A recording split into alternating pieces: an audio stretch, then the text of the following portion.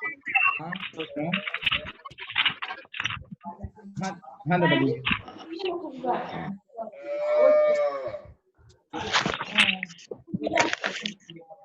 अच्छा मत बोलो।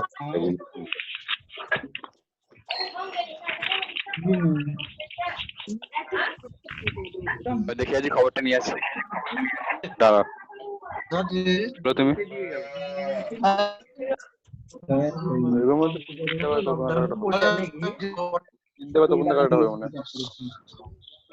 अब अभी होम क्वारंटाइन में हाँ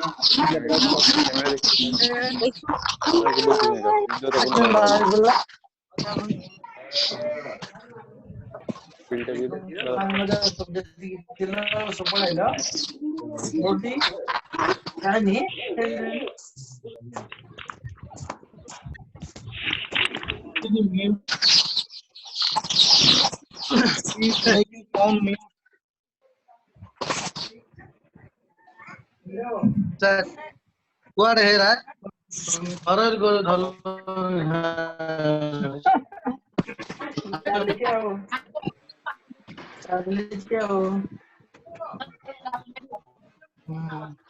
कालमा लाग्ला है और आउडा लगे जी ना बेटे थोड़ा लागजो नि लाग्नु कि ना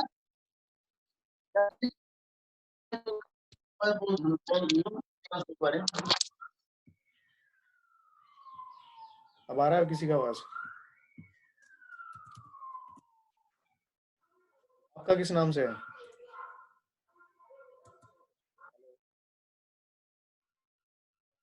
TRI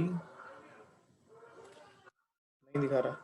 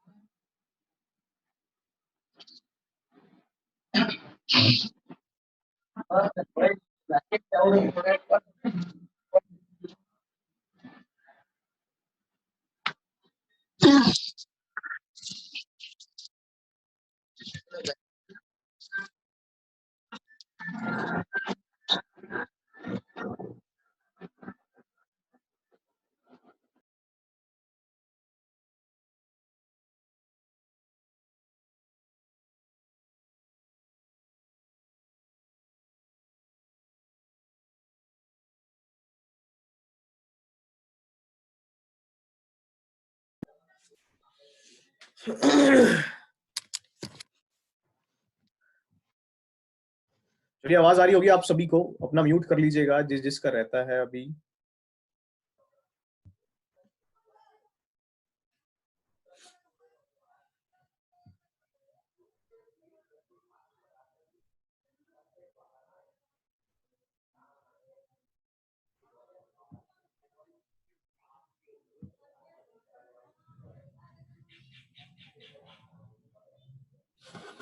जिनको वीडियो नहीं आ रही है आप लोगों ने क्या कहते हैं अपना वो वीडियो वाला ऑप्शन सेलेक्ट नहीं किया होगा, और जिन लोगों को ऑडियो नहीं आ रही है उन्होंने अपना ऑडियो वाला ऑप्शन सेलेक्ट नहीं किया होगा।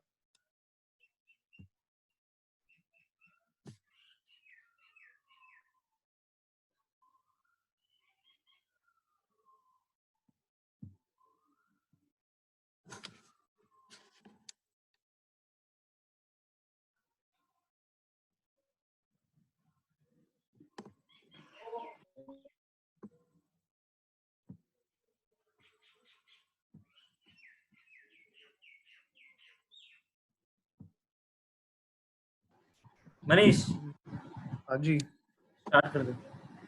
दिखाई दे रहा हूँ मैं। हाँ दिखाई भी दे रहा है, स्लाइड भी दिखाई दे रहा है, सब दिखाई दे रहा है। ओके, एक मिनट रुको। इसमें ऑप्शन आता है मोर में जाके रिमूव एंटीडोट, वो नहीं दिख रहा है इसमें, एनाडोट। उससे क्या होता है, कोई कलाकारी नहीं कर पाएगा। देख मोर ऑप्शन में जा, नहीं तो यहाँ या मेरे यहाँ पे दिखाएगा मोर। मोर में ऊपर क्लिक करना है एक बार। एक दिखाई दे रहा है डिसेबल एनाडोट, कौन सा वाला है? ये 3 डॉट डॉट से होंगे ना ऊपर, मोर लिखा होगा, उसमें देखना डिसेबल एनाडोट करके होगा। व्यू ऑप्शन बोल के एक है, है? व्यू ऑप्शन बोल के क्या एक, ऑप्शन? View option.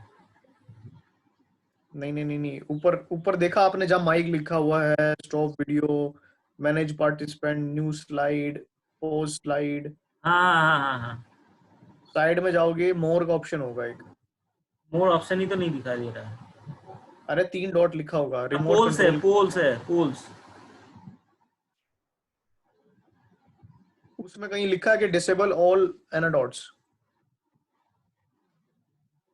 नहीं,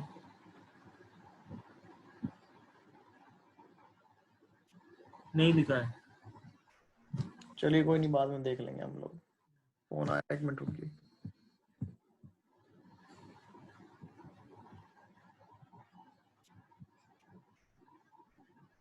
एट 43 हो गया है।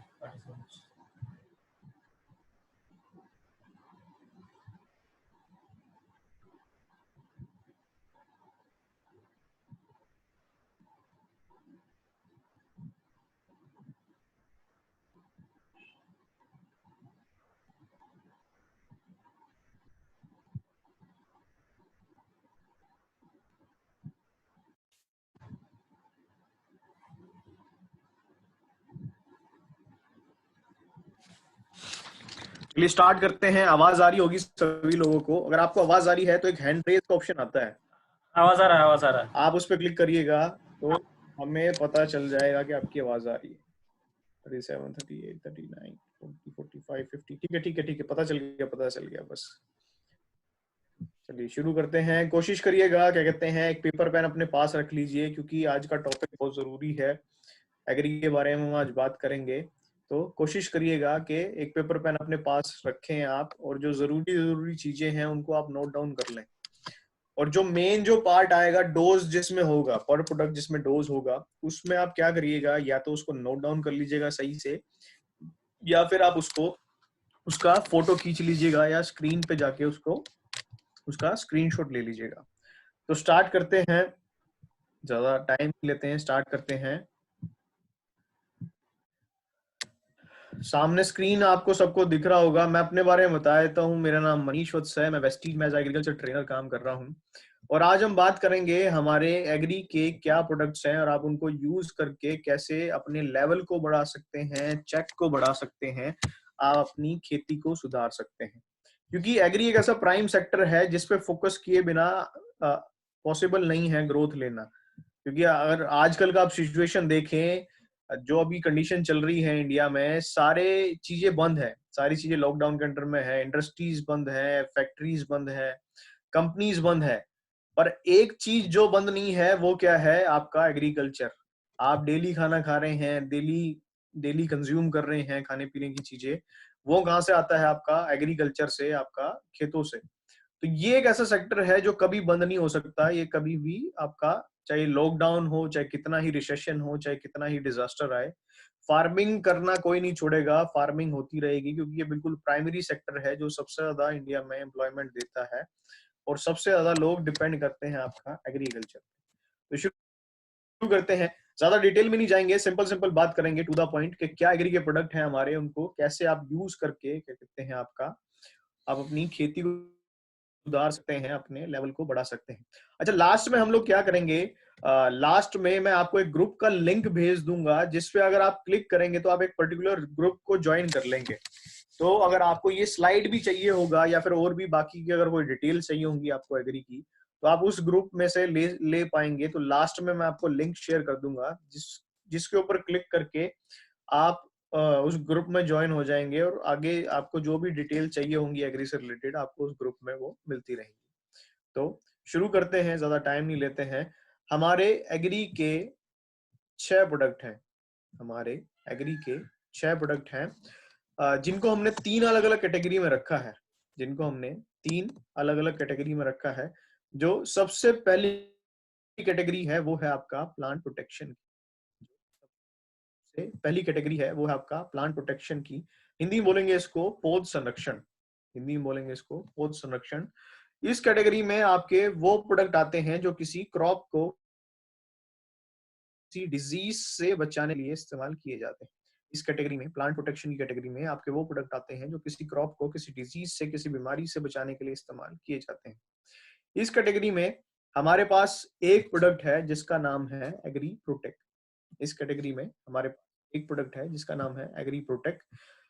ये किस काम आता है? एग्री प्रोटेक्ट बेसिकली क्या है? फंगीसाइड है। अच्छा, जिन लोगों को आवाज नहीं आ रही, आपका मेरा नेट सही चल रहा है, बिल्कुल 10 MB की स्पीड दिखा रहा है, तो या तो हो सकता है आपने ऑडियो वाला ऑप्शन अपना सिलेक्ट नहीं किया होगा या फिर आपकी नेट की कनेक्टिविटी सही नहीं होगी। तो आप कहीं थोड़ा बहुत साइड में या फिर थोड़ा बहुत कहीं दूसरी जगह पे बैठ के देख लीजिए जहाँ पे आपका सिग्नल सही आ रहे हैं, नेट की कनेक्टिविटी ठीक है, तो आपको साउंड भी अच्छे से आना स्टार्ट हो जाएगा। तो हम क्या बात कर रहे थे? एग्री प्रोटेक्ट क्या है आपका? फंगीसाइड है। फंगीसाइड बेसिकली किस लिए यूज किया जाता है? कुछ डिजीज आपकी आती हैं फंगस से, कुछ डिजीज आती हैं फंगस से, उनके कंट्रोल के लिए जो प्रोडक्ट यूज किया जाता है उसको बोलते हैं आपका फंगीसाइड। उनके कंट्रोल के लिए जो प्रोडक्ट यूज किया जाता है उसको बोलते हैं आपका फंगीसाइड। उनके कंट्रोल के लिए जो प्रोडक्ट यूज किया जाता है उसको बोलते हैं आपका फंगीसाइड। अब कुछ लोग सोच रहे होंगे कि उसके सिम्टम्स कैसे होते हैं, हमें कैसे पता चले कि उसके सिम्टम्स कैसे होते हैं, उस खेत में जो बीमारी आई है वो किसकी वजह से आई है, उसके हम कैसे पहचाने, हमें कैसे पता चले कि उसके जो सिम्टम्स आए हैं वो किसकी वजह से आए हैं। तो अभी हम क्या करेंगे, जब ये प्रोडक्ट आएगा तो इसके बारे में हम बात करेंगे कि उसके सिम्टम्स कैसे होते हैं और कैसे आप उसको आपको इस्तेमाल करना है और कैसे आप इस्तेमाल करके अपनी क्रॉप को उस बीमारी से निकाल सकते हैं, उस बीमारी से बचा सकते हैं। तो एग्री प्रोटेक्ट क्या है? बेसिकली आपका फंगीसाइड है जो किसका आता है? आपका फंगस से होने वाली जो डिजीज हैं, जो बीमारियां हैं, उनके कंट्रोल के लिए यूज किया जाता है। अच्छा, हमारे पास एक प्रोडक्ट आता था, जो लोग पहले से जुड़े हुए हैं वेस्टीज में उनको पता होगा, एग्री में एक प्रोडक्ट आता था, क्या कहते हैं, जिसका नाम था एग्री बायो फंगीसाइड, जिसका नाम था एग्री बायो फंगीसाइड। अब एग्री प्रोटेक्ट क्या है? ये सेम प्रोडक्ट है, बस इसका नाम बदल दिया गया है और इसका पैकिंग बदल दिया गया है। बस इसका नाम बदल दिया गया है, पैकिंग बदल दिया गया है। तो जो आपका पहले एग्री बायो फंगीसाइड करके आता था, अब वो आपका आता है एग्री प्रोटेक्ट के नाम से। तो कंफ्यूज मत होइएगा जो लोग पुराने हैं कि भाई ये कौन सा प्रोडक्ट आ गया, इसके बारे में तो हमें पता ही नहीं था। तो एग्री प्रोटेक्ट जो है वो सेम प्रोडक्ट है जो पहले आपका आता था एग्री बायो फंगीसाइड के नाम से, बस उसका नाम चेंज हो गया है और उसका पैकिंग चेंज हो गया है। दूसरा जो कैटेगरी है वो है आपका न्यूट्रिशन की। दूसरी जो कैटेगरी है वो आपका न्यूट्रिशन की। जैसे हमें अपनी ग्रोथ के लिए, अपने आप को हेल्दी रखने के लिए न्यूट्रिशन चाहिए होता है, ऐसे ही प्लांट्स को भी अपनी ग्रोथ के लिए, अपने आप को हेल्दी रखने के लिए, अपने प्रोडक्शन को बढ़ाने के लिए न्यूट्रिशन चाहिए होता है, पोषण चाहिए होता है। इस कैटेगरी में हमारे पास 4 प्रोडक्ट हैं। Agri Humic. ह्यूमिक हमारे पास 2 टाइप का है, एक लिक्विड फॉर्म में आता है आपका 500 ml की बोतल में, एक आपका आता है ग्रेनुअल फॉर्म में 5 kg की पैकिंग में। तो ह्यूमिक हमारे पास 2 टाइप का है, लिक्विड फॉर्म में, ग्रेनुअल फॉर्म में। दोनों का काम सेम है, फायदा सेम है, बट डिफरेंस क्या है कि अगर आप स्प्रे कर रहे हैं तो आपको यूज करना है एग्री ह्यूमिक लिक्विड, और अगर आप खेत में डाल रहे हैं, मिट्टी में डाल रहे हैं, किसी फर्टिलाइजर के साथ यूज कर रहे हैं तो आपको यूज करना है एग्री ह्यूमिक ग्रेनुअल। तो ह्यूमिक हमारे पास 2 टाइप का आता है। तो इस कैटेगरी में और बाकी के प्रोडक्ट हैं आपके एग्री मॉस, एग्री नैनोटेक और एग्री गोल्ड। तो न्यूट्रिशन की कैटेगरी में हमारे पास 4 प्रोडक्ट हैं, Agri Humic, Agri Moss, Agri Nanotech और एग्री गोल्ड। ये 4 प्रोडक्ट हेल्प करते हैं आपका, अगर आप इनको अलग अलग टाइम पे सही से यूज करते हैं। अभी जब हम एक एक करके प्रोडक्ट के बारे में बात करेंगे तो हम बात करेंगे कि किसको कब इस्तेमाल करना है, इसको किसको यूज करने से फायदा क्या होगा। तो ये 4 प्रोडक्ट हेल्प करेंगे आपका, अगर आप इनको अलग अलग टाइम पे सही से यूज करते हैं तो आपकी क्रॉप को बढ़ाने में, आपकी फसल को बढ़ाने में। तो न्यूट्रिशन कैटेगरी में हमारे पास 4 प्रोडक्ट हैं। तो तीसरी और जो आखिरी कैटेगरी है वो है आपका एक्टिवेटर की। तीसरी और जो आखिरी कैटेगरी है वो है आपका एक्टिवेटर की।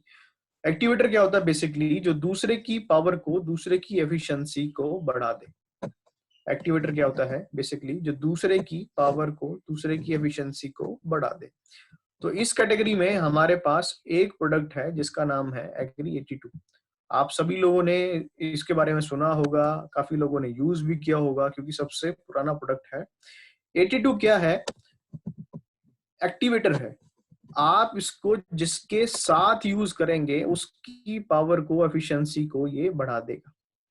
82 क्या है? आपका एक्टिवेटर है। आप इसको जिसके साथ यूज करेंगे, जिस भी प्रोडक्ट के साथ यूज करेंगे, फॉर एग्जांपल अगर आप इंसेक्टिसाइड के साथ यूज करेंगे तो उसकी पावर एफिशिएंसी को बढ़ा देगा। अगर आप फर्टिलाइजर के साथ यूज करेंगे उसकी पावर एफिशिएंसी को बढ़ा देगा। अगर आप इरिगेशन के साथ, जब आप खेत में पानी लगा रहे हैं उस टाइम पे यूज करते हैं तो उसकी पावर को, एफिशिएंट पानी को अच्छे से फैला देगा आपका खेत में, और सॉइल में मॉइस्चर को लंबे समय तक आपका बना के रखेगा, होल्ड करके रखेगा। तो 82 बेसिकली क्या करता है? सपोर्ट में काम करता है। आप इसको किसी भी प्रोडक्ट के साथ यूज कर सकते हैं। कोई फार्मर हमारे प्रोडक्ट यूज कर रहा है उसके साथ भी, कोई फार्मर कोई मार्केट से कोई प्रोडक्ट ला रहा है, इंसेक्टिसाइड ला रहा है, फर्टिलाइजर ला रहा है, उसके साथ भी। तो आप 82 जिसके साथ यूज करेंगे उसकी पावर को, उसकी एफिशिएंसी को ये बढ़ा देगा। तो ये 6 प्रोडक्ट हैं हमारे, जिनको हमने 3 अलग अलग कैटेगरी में रखा है। अभी हम लोग क्या करेंगे, एक एक करके प्रोडक्ट के बारे में बात करेंगे। सबसे पहली स्लाइड में बात करेंगे कि क्या उसका मेन बेनिफिट है, और दूसरी स्लाइड में बात करेंगे कि उसको कितना यूज करना है और किस हिसाब से यूज करना है। तो सबसे पहले स्टार्ट करते हैं आपका 82 से। सबसे पहले शुरू करते हैं 82 से। ये कुछ मेन बेनिफिट हैं जो 82 के हैं। ये कुछ मेन बेनिफिट हैं जो आपका है 82 के। 82 सबसे अगर पहले बेनिफिट की बात करें तो ये क्या है? आपका स्प्रेडर है। ये क्या है? आपका स्प्रेडर है। कई बार फार्मर के साथ प्रॉब्लम क्या आती है कि उसके खेत में अगर कोई इंसेक्ट आया है, कोई कीड़ा आया है, तो फार्मर क्या करता है? बाजार से कीड़ा मारने वाली दवाई लाता है, फिर क्रॉप पे स्प्रे करता है, आपका छिड़काव करता है। अब जनरली जब फार्मर स्प्रे करते हैं तो वो इंसेक्टिसाइड कहाँ गिरता है? या तो लीव्स के ऊपर, पत्तियों के ऊपर, या फिर आपका क्रॉप के ऊपर। अब आपने फॉर एग्जाम्पल, सिंपल अगर एग्जाम्पल के साथ मैं बताऊं, आपके खेत में कीड़ा आया, आपने स्प्रे किया, दवाई कहाँ गिरा? आपका लीव्स के ऊपर, पत्तियों के ऊपर। पर फॉर एग्जाम्पल मान लेते हैं वो कीड़ा बैठा था प्लांट के लोअर पार्ट में या लीव्स के नीचे। अब आपने स्प्रे किया था, दवाई गिरा ऊपर, पर कीड़ा बैठा है नीचे। तो जिससे होगा क्या कि उस इंसेक्ट का कंट्रोल सही से नहीं होगा, उस इंसेक्ट से आपकी फसल सही से नहीं बच पाएगी, सही से आपकी फसल उस इंसेक्ट से, आपका इंसेक्ट से सही से कंट्रोल नहीं होगा। अब 82 क्या करता है उसमें? अगर आप उस इंसेक्टिसाइड के साथ, जब आप स्प्रे कर रहे हैं या किसी भी दवाई के साथ जो भी फार्मर यूज करते हैं उसके साथ अगर आप 82 यूज करते हैं, तो 82 क्या करता है? उसको सही से स्प्रेड करने में, उसको, उस इंसेक्टिसाइड को, इस दवाई को सही से स्प्रेड करने में हेल्प करता है। पूरा खेत में, पूरा पत्ती पे, पूरा फसल पे सही से स्प्रेड करने में हेल्प करता है। अब जब आपकी दवाई पूरा खेत में सही से फैली होगी तो जिससे फायदा क्या होगा कि आपका उस इंसेक्ट का कंट्रोल भी सही से होगा, तो जिससे फार्मर की फसल सही से बचेगी, उसका सेविंग होगा, उसमें कॉस्ट भी उसमें बचेगा। अब अगर बात करें दूसरे पॉइंट की, तो ये क्या है? आपका एक्टिवेटर है। जैसे हमने बात किया था, एक्टिवेटर क्या होता है? जो दूसरे की पावर को, दूसरे की एफिशिएंसी को बढ़ा दे। तो 82 को आप जिसके साथ यूज करेंगे उसकी पावर को, एफिशिएंसी को ये बढ़ा देगा। जिसका मतलब क्या हुआ कि अगर आप किसी पर्टिकुलर प्रोडक्ट के साथ 82 यूज कर रहे हैं, फॉर एग्जांपल इंसेक्टिसाइड के साथ यूज कर रहे हैं, फर्टिलाइजर के साथ यूज कर रहे हैं, किसी डिजीज से बचाने वाली दवाई के साथ यूज कर रहे हैं, तो ये क्या करेगा? उसकी पावर को, उसकी एफिशिएंसी को भी बढ़ा देगा। जिससे फायदा क्या होगा कि आप उस पर्टिकुलर प्रोडक्ट की डोज भी कम कर सकते हैं। 10 to 15% आप उस पर्टिकुलर प्रोडक्ट की डोज भी कम कर सकते हैं, जिससे क्या होगा, फार्मर की सेविंग होगी, उसका खर्चा बचेगा। अब अगर बात करें अगले पॉइंट की, अगले बेनिफिट की, तो ये क्या है, आपका वेटर है। वेटर बेसिकली क्या होता है, जो मॉइस्चर को लंबे समय तक बना के रखता है। वेटर बेसिकली क्या होता है, जो मॉइस्चर को आपका सॉइल में आपका मॉइस्चर को लंबे समय तक बना के रखे।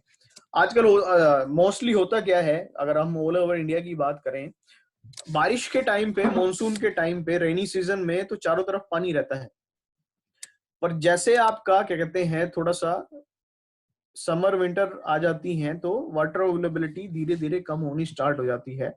और ज्यादातर फार्मर डिपेंड होते हैं आपका रेन पे ही। अगर रेन अच्छे से हो जाता है तभी वो क्या कहते हैं, क्रॉप लगाते हैं, अदरवाइज फार्मर काफी फार्मर क्रॉप नहीं लगा पाते, क्योंकि प्रॉपर रेन नहीं हो पाता। वो क्यों होता है, क्योंकि प्लांट्स को अपनी ग्रोथ के लिए मॉइस्चर चाहिए होता है, फार्मर तभी उस खेत में बार बार पानी लगाता है, इरिगेशन करता है। अब 82 क्या करता है, अगर आप उस इरिगेशन के साथ 82 का यूज करते हैं, जब आप खेत में पानी लगा रहे हैं, आप उस पानी के साथ अगर आप 82 का यूज करते हैं, तो जिससे फायदा क्या होगा, 82 आपका सोइल में, मिट्टी में मॉइस्चर को लंबे समय तक बना के रखता है। आपका खेत में, सोइल में, मिट्टी में मॉइस्चर को, नमी को लंबे समय तक बना के रखता है।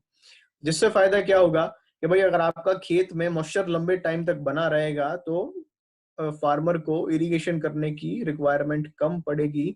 और जो वो खर्चा कर रहा था इरिगेशन पे, आपका पंप जो चला रहा था, इलेक्ट्रिसिटी से चला रहा होगा या डीजल से चला रहा होगा, तो जो फार्मर ने अपना इरिगेशन बचा लिया, तो सबसे पहले तो पानी की बचत की। दूसरा, जो खर्चा कर रहा था डीजल पे, क्योंकि आपके जो पंप हैं, जो खेत में चलते हैं, जो फार्म पे जो पंप चलते हैं, वो या तो डीजल से चलते हैं, इलेक्ट्रिसिटी से चलते हैं।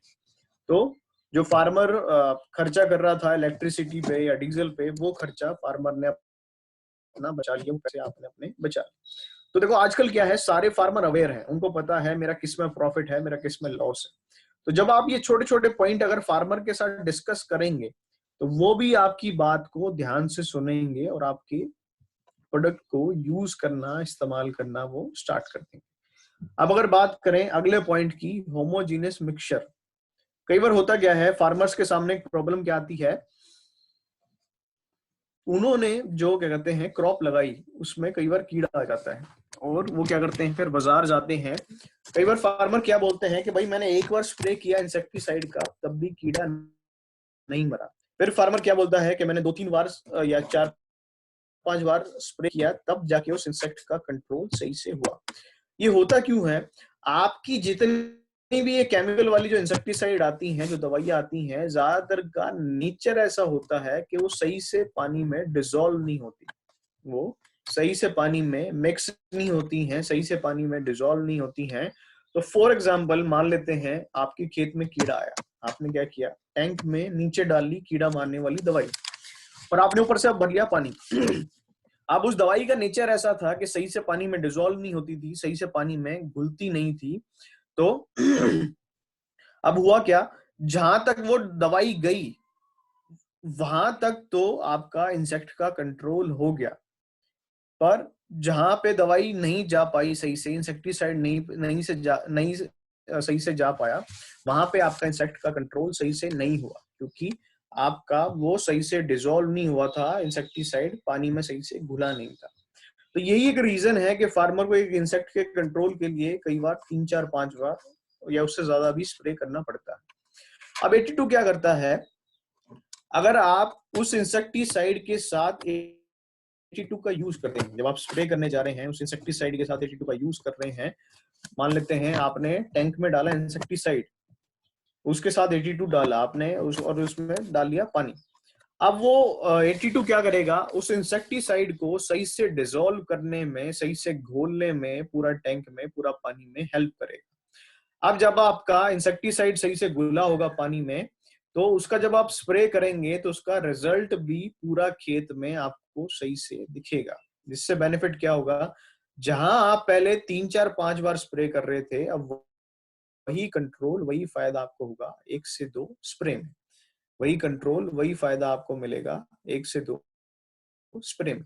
चलिए मान लेते हैं आपने अगर किसी फार्मर का एक स्प्रे भी बचा दिया, ज्यादा लंबी बात नहीं करते हैं, मान लेते हैं आपने किसी फार्मर का एटलीस्ट एक स्प्रे भी बचा दिया, तो अगर हम ऑल ओवर इंडिया की बात करें, ऑन एन एवरेज एक फार्मर एक बार के स्प्रे में कम से कम 1000 से 2000 रुपीज खर्च करता है। 1000 से 2000 रुपए खर्च करता है एक फार्मर ऑन एन एवरेज एक बार का स्प्रे में। तो अगर आपने किसी का एक स्प्रे भी बचा दिया तो फार्मर की कम से कम भी 1000 से 2000 रुपए तक की फार्मर की सेविंग होगी। तो जब आप ये छोटे छोटे पॉइंट आप फार्मर को बताएंगे तो वो भी आपकी बात को ध्यान से सुनेगा, आपके प्रोडक्ट को यूज करना इस्तेमाल करना स्टार्ट करेगा। उसको भी समझ में आएगा कि भाई इसमें अलग से खर्चा नहीं हो रहा, बल्कि इस प्रोडक्ट को यूज करके मैं अपने एक्सपेंस कम कर सकता हूँ, अपने खर्चे को कम कर सकता हूँ। आप अगर बात करें अगले पॉइंट की, अगले बेनिफिट की, तो ये क्या करता है, पीएच बैलेंस करने में हेल्प करता है। 82 क्या करता है, पीएच बैलेंस करने में हेल्प करता है। पीएच की अगर हम बात करें तो पीएच आपका बोलते हैं पोटेंशियल ऑफ हाइड्रोजन। पीएच सबका होता है, आपका, मेरा, मिट्टी का, पानी का। अगर आपने सॉइल सैंपलिंग कराई होगी, अगर कोई फार्मर आपको मिलता है उसने अगर सॉइल सैंपलिंग कराई होगी, अपनी मिट्टी की जांच कराई होगी, तो उसको पता रहेगा कि उसका खेत का पीएच कितना है। पीएच का एक छोटा सा स्केल होता है जो आपका 0 से स्टार्ट होता है और 14 पे खत्म होता है। पीएच का आपका एक स्केल होता है जो आपका 0 से स्टार्ट होता है और 14 पे खत्म होता है। जो सबसे आइडल पीएच मानी जाती है, सबसे आइडल पीएच जो मानी जाती है सबके लिए, आपके लिए, मेरे लिए, मिट्टी के लिए, पानी के लिए, वो मानी जाती है 7। जो सबसे आइडल पीएच मानी जाती है वो मानी जाती है 7, जिसको बोलते हैं आपका न्यूट्रल, या हिंदी में बोलेंगे सामान्य। अगर आपका खेत का पीएच लेस देन 7 है, अगर आपका खेत का पीएच लेस देन 7 है तो उसका कंडीशन होगा एसिडिक। उसमें एसिड की मात्रा, अम्ल की मात्रा ज्यादा होगी। वहीं अगर आपका खेत का पीएच मोर देन 7 है, टूवर्ड्स 14 है, तो आपका खेत का पीएच होगा अल्कलाइन, या हिंदी बोलेंगे क्षारीय। उसमें सॉल्ट कंटेंट ज्यादा होगा, उसमें क्षार ज्यादा होगा। आइडल पीएच होती है 7 से कम हो, 0 की तरफ हो तो एसिडिक होती है, और 7 से ज्यादा हो, 14 की तरफ हो, तो आपका होता है अल्कलाइन। ये अगर दोनों ही कंडीशन खराब है, अगर 7 से ज्यादा कम है तब भी आपकी क्रॉप सही से नहीं बढ़ पाएगी, अगर 7 से ज्यादा है तो तब भी आपकी क्रॉप सही से नहीं बढ़ पाएगी। तो 82 क्या करता है, अगर आप अलग अलग तरीकों से या इरिगेशन के साथ 82 का यूज करते हैं तो 82 क्या करता है, कुछ हद तक आपके खेत की पीएच को बैलेंस करने में, नॉर्मल करने में हेल्प करता है। तो कुछ हद तक आपका खेत का पीएच को ये बैलेंस करने में, नॉर्मल करने में हेल्प करता है। अब अगर बात करें इसकी डोज की, कोशिश करिएगा ये जो सामने आपके स्क्रीन पे जो डोज आई है, या तो इसको सही से नोट डाउन कर लीजिएगा या फिर स्क्रीन का फोटो ले लीजिएगा, स्क्रीनशॉट ले लीजिएगा, क्योंकि ये सबसे जरूरी चीज है। ये सबसे जरूरी चीज है, आधे काम खराब इसके चक्कर में ही होते हैं। तो अगर आप डोज प्रॉपरली बता देंगे तो बाकी के काम आपके आराम से हो जाएंगे। अब अगर बात करें इंसेक्टिसाइड की, अगर आप कीड़ा मारने वाली दवाई के साथ इस्तेमाल कर रहे हैं, तो अगर आप कीड़ा मारने वाली दवाई के साथ इस्तेमाल कर रहे हैं तो उसमें आपका डोज रहेगा 5 ml इन 15 लीटर वाटर। 5 ml इन 15 लीटर वाटर, 5 ml आपका 15 लीटर पानी में, कीड़ा मारने वाली दवाई के साथ। अब कई बार सवाल क्या आएगा फार्मर का कि भाई ये 5 ml होता कितना है, ये 5 ml होता कितना है, हम कैसे मेजर करें कि कितना अमाउंट 5 ml होता है।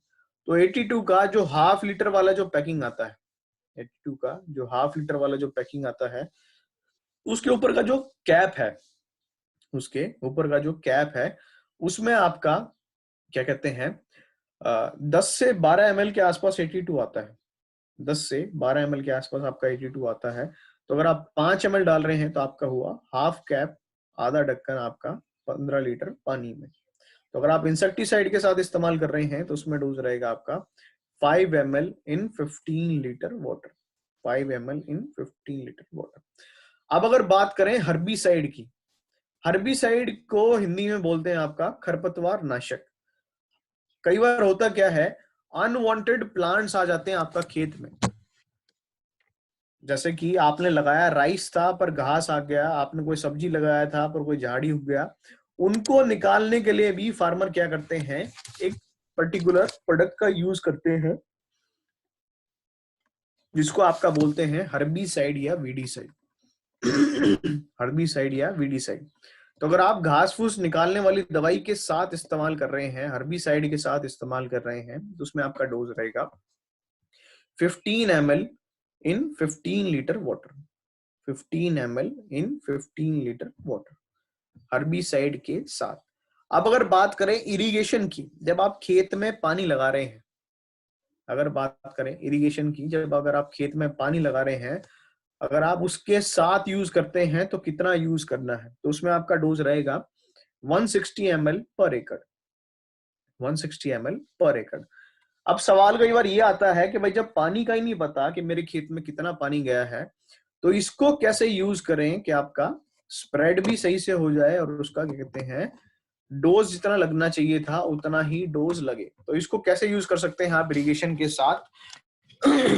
कुछ फार्मर क्या करते हैं, 82 का जो बोतल आता है, कुछ फार्मर क्या करते हैं, 82 का जो बोतल आता है उसके ऊपर का जो कैप है उसमें ही होल कर लेते हैं। 82 का जो बोतल आता है उसमें ही होल कर लेते हैं, क्या कहते हैं, उसमें ही आपका छेद कर लेते हैं और उस बोतल को जहां से पानी जा रहा है खेत में, वहीं पे उसको उल्टा लटका देते हैं। तो इससे होता क्या है, वो ड्रॉप ड्रॉप करके पानी में गिरता रहता है और पानी के साथ साथ आपका पूरा खेत में सही से चला जाता है। तो अगर आप इरिगेशन के साथ यूज कर रहे हैं तो उसमें आपका डोज रहेगा 160 ml पर एकड़। एक दूसरा तरीका क्या है इसको इस्तेमाल करने का इरिगेशन के साथ, पानी के साथ, एक जो ग्लूकोज वाला जो बोतल आता है, आपने देखा होगा, एक हम लोग जब बीमार होते हैं तो ग्लूकोज चढ़ता है, हमें सलाइन भी बोलते हैं कुछ लोग उसको, ग्लूकोज जो चढ़ता है, सलाइन जो चढ़ता है, उसकी जो बोतल आती है, आपने देखा होगा वो ट्रांसपेरेंट सी बोतल होती है और उसके आगे पतला सा पाइप लगा होता है। वो बोतल आपको कहीं भी आसपास अगर कोई क्लिनिक है, कोई डॉक्टर बैठता है, उसके यहाँ पे खाली आपको फ्री में मिल जाएगी, खाली बोतल वो ग्लूकोज वाली आपको ऐसे ही फ्री में मिल जाएगी, ऐसा उसका कोई पैसे नहीं लेगा। आपने क्या किया, उसको सही से साफ कर लिया पानी से, उसको सही से साफ कर लिया पानी से और उसमें आपने डाल लिया एग्री 82, उसमें आपने डाल लिया एग्री 82 और जहाँ आपका खेत में पानी जा रहा है, जहां से आपका खेत में पानी जा रहा है, आपने उसको वहां पे उल्टा लटका दिया। तो होगा क्या, उसमें से 82 ड्रॉप ड्रॉप करके गिरता रहेगा पानी में और पानी के साथ साथ आपका पूरा खेत में सही से चला जाएगा।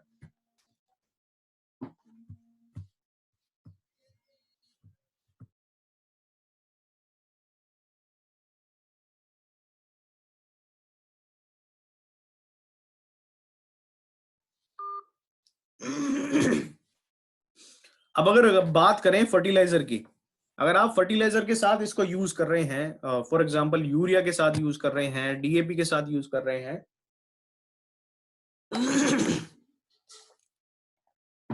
तो उसमें आप यूज कर सकते हैं 2 to 3 ml पर केजी फर्टिलाइजर में, 2 to 3 ml पर केजी फर्टिलाइजर में। अगर आप फर्टिलाइजर के साथ यूज कर रहे हैं तो उसमें आपका डोज रहेगा 2 to 3 ml पर केजी फर्टिलाइजर में। अब कई बार फार्मर का सवाल क्या आएगा कि सर मैं पूरा का पूरा बैग डालता हूं यूरिया का, या पूरा का पूरा बैग डालता हूं, क्या कहते हैं, आपका डीएपी का, उसमें कितना मिलाऊं, उसमें कितना यूज करूं, उसमें कितना मिलाऊं। तो आप उनको बोल सकते हैं, अगर कोई फार्मर पूरा बैग डाल रहा है यूरिया का या पूरा बैग डाल रहा है डीएपी का, तो हमारी जो 100 ml वाली जो बोतल आती है 82 की जो 100 ml वाली जो बोतल आती है, वो क्या कहते हैं आपको, वो सफिशिएंट है आपका एक बैग यूरिया के लिए या एक बैग आपका डीएपी के लिए। तो अगर कोई फार्मर पूरा बैग यूज कर रहा है आपका यूरिया का या डीएपी का, तो आप उसमें एटलीस्ट 100 ml 82 यूज करा सकते हैं, मिक्स करा सकते हैं। अब 82 का काम क्या था कि ये क्या करता है आपका, जिसके साथ यूज करेंगे, ये पॉइंट जो मैं बता रहा हूँ ये ध्यान से सुनिएगा, ये जो मैं पॉइंट अभी बता रहा हूँ आपको, ये ध्यान से सुनिएगा।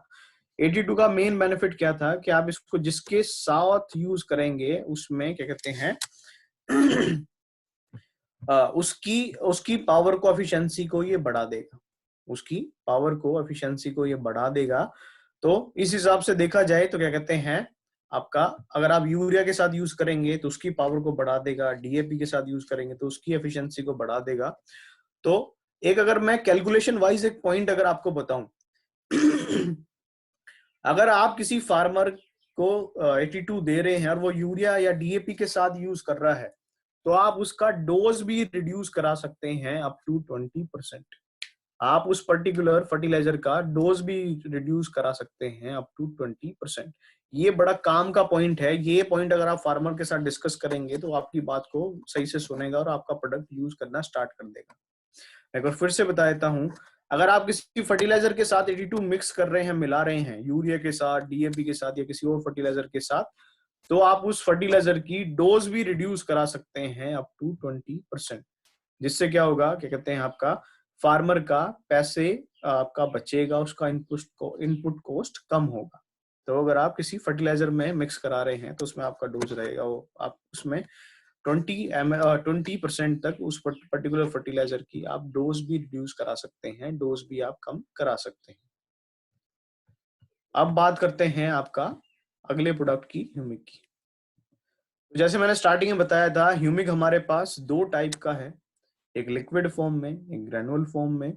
दोनों का काम सेम है, दोनों का फायदा सेम है। डिफरेंस क्या है, अगर आप स्प्रे में इस्तेमाल कर रहे हैं तो आपको इस्तेमाल करना है एग्री ह्यूमिक लिक्विड, और अगर आप डायरेक्ट सोयल एप्लीकेशन में यूज कर रहे हैं, मिट्टी में डाल रहे हैं, तो आपको यूज करना है एग्री ह्यूमिक ग्रेनुअल।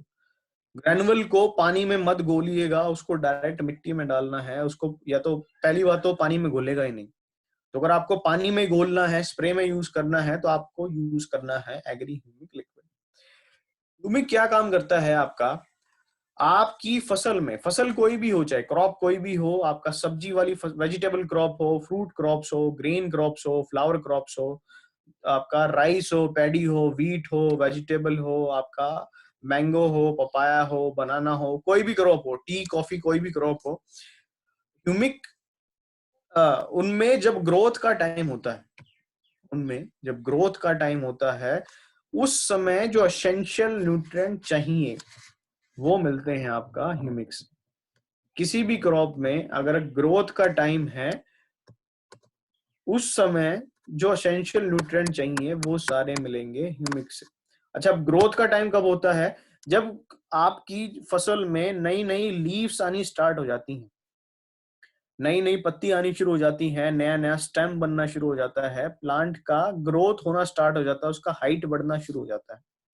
वो किसी भी फसल का, किसी भी क्रॉप का ग्रोथ का टाइम होता है। मैं एक बार फिर से बता देता हूँ, ग्रोथ का टाइम कब होता है, जब नई नई पत्तियां आनी शुरू हो जाती हैं, नया नया तना बनना शुरू हो जाता है। उस टाइम पे अगर आप ह्यूमिक का यूज करते हैं तो जिससे फायदा क्या होता है कि उसमें लीफ अच्छे से आएंगी, पत्तियां अच्छे से आएंगी, तने का विकास अच्छे से होगा, उस प्लांट की ग्रोथ अच्छे से होगी, उस प्लांट की हाइट अच्छे से बढ़ेगी, उसमें लीफ अच्छे से आएंगी, उसमें स्टेम का डेवलपमेंट अच्छे से होगा।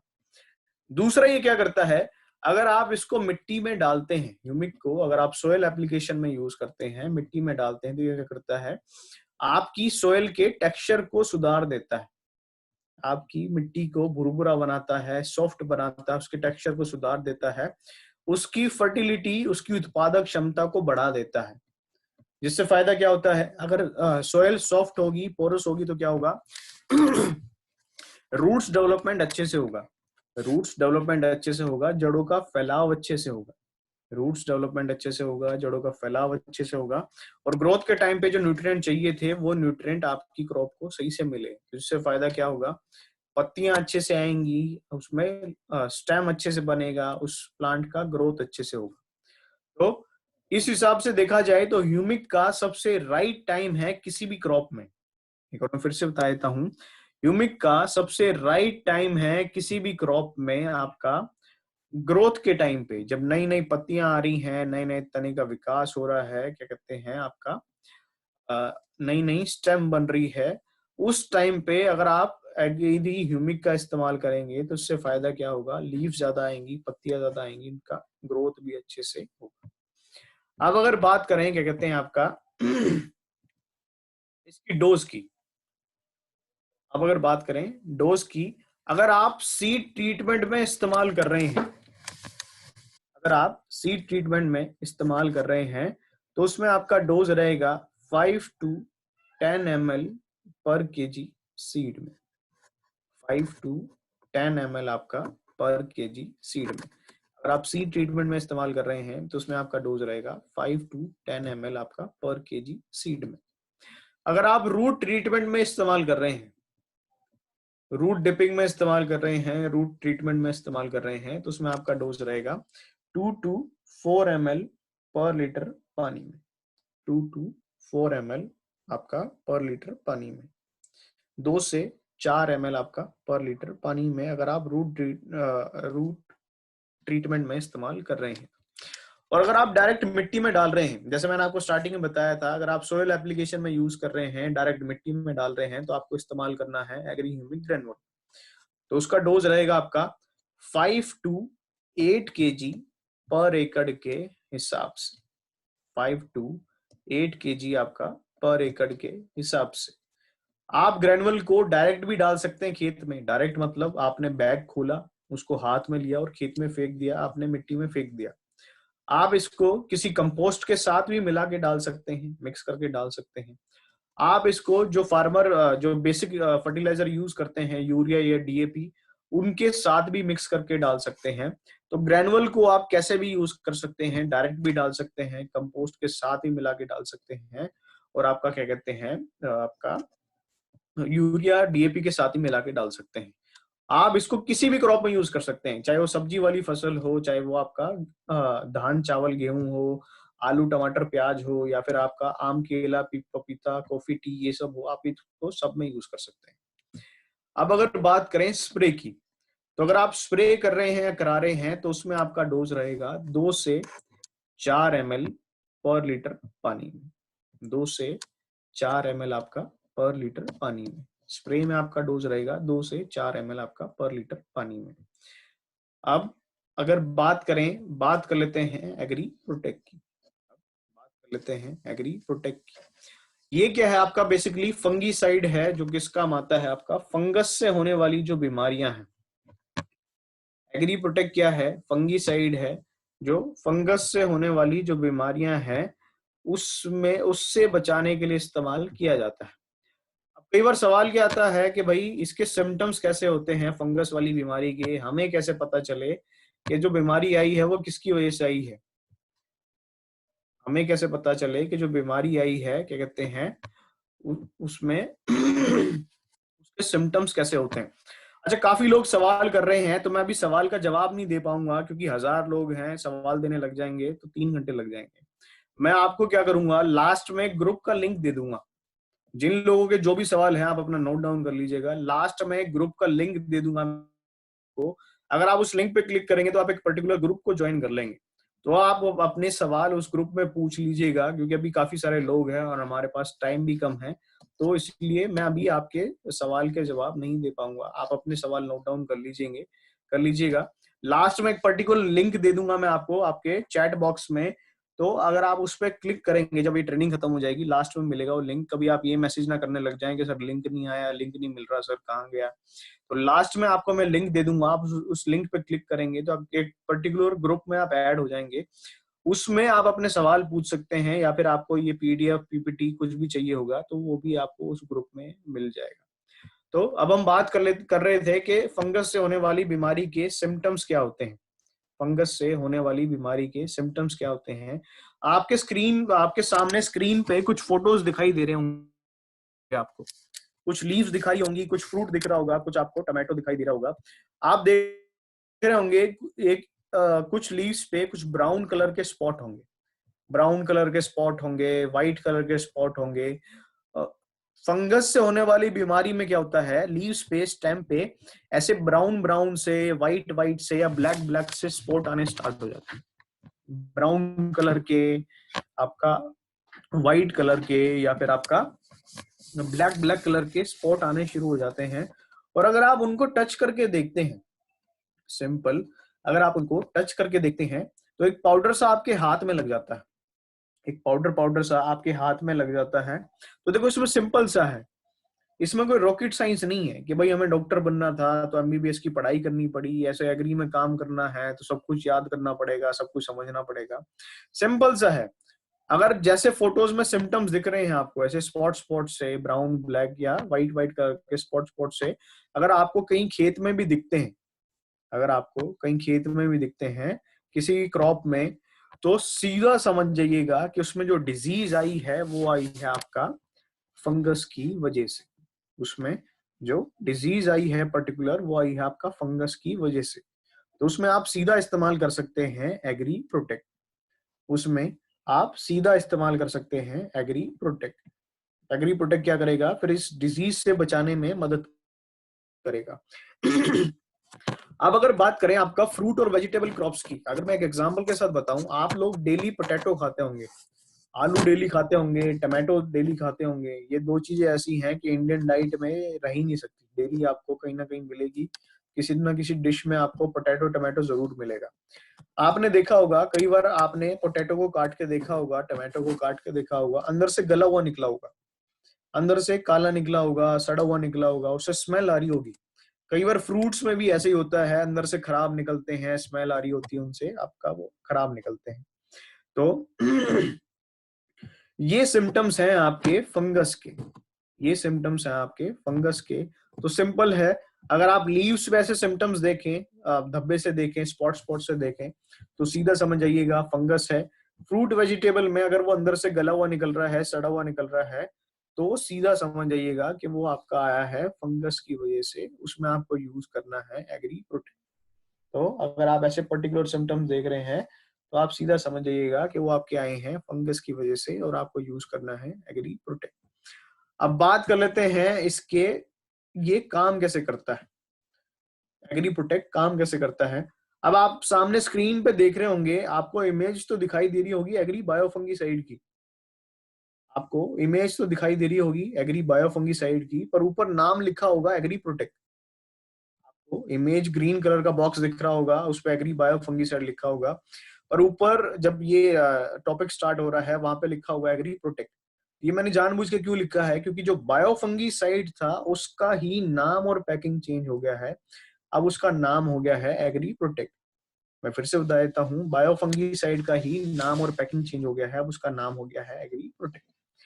तो एग्री प्रोटेक्ट कैसे काम करता है, आपकी क्रॉप को अंदर और बाहर दोनों तरफ से बीमारी से बचाने में मदद करता है। आपकी क्रॉप को अंदर और बाहर दोनों तरफ से बीमारी से बचाने में मदद करता है। मतलब लीव्स पे तो सिम्टम्स आए हैं, उनसे तो आपकी फसल को बचाएगा। साइड बाय साइड अगर वो सिम्टम्स प्लांट के इनर पार्ट में भी चले गए हैं, स्टेम में चले गए हैं, रूट्स में चले गए हैं, तो वहां पे भी उस बीमारी से बचाने में आपका मदद करेगा ये आपका फंगस वाली बीमारी से। दूसरा ये क्या करेगा आपका, जहां वो सिम्टम्स आए हैं, फॉर एग्जाम्पल लीव्स पे सिम्टम्स आए हैं, स्टेम पे सिम्टम्स आए हैं, उनको वहीं पे रोकेगा, उनको स्प्रेड नहीं होने देगा, उनको वहीं पे कंट्रोल करेगा, उनको वहीं पे रोकेगा, उनको आगे स्प्रेड नहीं होने देगा। एग्री प्रोटेक्ट क्या करता है, आपकी फसल को अंदर और बाहर दोनों तरफ से, इनर और आउटसाइड दोनों तरफ से डिजीज से बचाता है। दूसरा ये क्या करता है, जहां वो सिम्टम्स आए हैं उनको वहीं पे रोकता है, फैलने नहीं देता, और उनको वहीं पे ठीक करता है। उनको जहां वो सिम्टम्स आए हैं उनको वहीं पे रोकता है, फैलने नहीं देता, और उनको वहीं पे ठीक करता है। तीसरा ये क्या करता है, क्या कहते हैं आपका, ये आपकी क्रॉप को बीमारी से तो बचाएगा, साइड बाय साइड उसको स्ट्रेंथ भी देगा कि उस बीमारी से वो प्लांट, वो क्रॉप आपका रिकवर हो सके, जल्दी से ठीक हो सके। तो मैं एक बार फिर से रिपीट कर देता हूं, एग्री प्रोटेक्ट क्या करता है, 3 काम करता है बेसिकली, आप लिख भी सकते हैं 3 लाइन में। सबसे पहले तो आपकी क्रॉप को अंदर और बाहर दोनों तरफ से बीमारी से बचाता है, प्रोटेक्ट करता है। दूसरा ये क्या करता है, जहां वो सिम्टम्स आए हैं उनको वहीं पे रोकता है, कंट्रोल करता है, फैलने नहीं देता। और तीसरा ये क्या करता है, आपका क्या कहते हैं, आपके प्लांट को स्ट्रेंथ भी देता है, आपकी फसल को एक शक्ति भी देता है जिससे वो बीमारी से निकल सके, रिकवर हो सके। तो ये आपका मेन बेनिफिट है आपका एग्री प्रोटेक्ट के। अब क्या है, ये बीमारियां क्या है, हर साल आती हैं। फंगस वाली बीमारियां हर साल आती हैं। बेसिकली आपकी आती है मानसून के टाइम पे, बारिश के टाइम पे। जब बारिश ज्यादा होती है या फिर आपका खेत में पानी लंबे टाइम तक खड़ा रहा है तो फंगस से होने वाली बीमारियां आती हैं। तो जो फार्मर अवेयर हैं, जिनको पता रहता है कि भाई पिछले साल ये मौसम आया था, ये बीमारी आई थी, इस साल भी सेम ऐसा मौसम आया है तो ये बीमारी आ सकती है। तो अगर आप ऐसे एज अ प्रिवेंशन यूज कर रहे हैं, अगर आप एज अ प्रिवेंशन यूज कर रहे हैं तो उसके लिए डोज होगा आपका, प्रिवेंशन मतलब बीमारी आने से पहले। अगर आप एज अ प्रिवेंशन यूज कर रहे हैं तो उसमें आपका डोज रहेगा 10 से 15 ग्राम पर केजी सीड में। अगर आप सीड में मिला रहे हैं, सीड ट्रीटमेंट कर रहे हैं, तो उसमें आपका डोज रहेगा 10 से 15 ग्राम आपका पर केजी सीड में। और अगर आप रूट डिपिंग कर रहे हैं, जैसे हमने ह्यूमिक से सॉल्यूशन बना के प्लांट्स के रूट्स को डिप करके लगाया था, अगर आप रूट डिपिंग कर रहे हैं तो उसमें आपका डोज रहेगा 10 से 15 ग्राम पर लीटर पानी। 10 से 15 ग्राम आपका पर लीटर पानी में। सीड ट्रीटमेंट में 10 से 15 ग्राम पर केजी सीड में, रूट डिपिंग में 10 से 15 ग्राम आपका पर लीटर पानी में।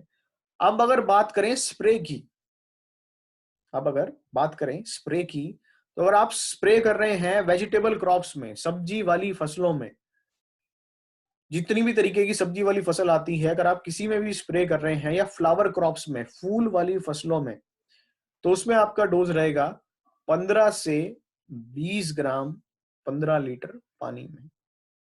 15 से 20 ग्राम आपका 15 लीटर पानी में। अगर आप सब्जी वाली क्रॉप्स में, वेजिटेबल क्रॉप्स में या फ्लावर क्रॉप्स में अगर आप स्प्रे कर रहे हैं, करा रहे हैं, तो उसमें आपका डोज रहेगा 15 to 20 gram in 15 litre water. 15 to 20 gram in 15 litre water. अब अगर बात करें अदर क्रॉप्स की, राइस की बात करें, आपका वीट की बात करें, शुगर केन की बात करें, या किसी फ्रूट क्रॉप्स की बात करें, मैंगो की बात करें, आपका कॉफी की बात करें, टी की बात करें, तो उसमें आपका डोज रहेगा 30 to 40 grams in 15 litre water. 30 to 40 grams in 15 litre water. Vegetable flower crops में आपका डोज था 15 to 20 grams in 15 litre water. और बड़ी क्रॉप्स में जो थोड़ा लंबे टाइम तक चलती हैं, rice, wheat, paddy, mango, tea, coffee, coconut, arecanut, banana, papaya, अगर आप इन सब में यूज कर रहे हैं तो उसमें आपका डोज रहेगा 30 to 40 grams in 15 litre water. ये सामने जितनी भी डोज आपको दिखाई दे रही है, ये है आपका डिजीज आने से पहले की। ये सामने जितनी भी आपको डोज दिखाई दे रही है, ये है आपका डिजीज आने से पहले की। अब मान लेते हैं आप किसी खेत में गए,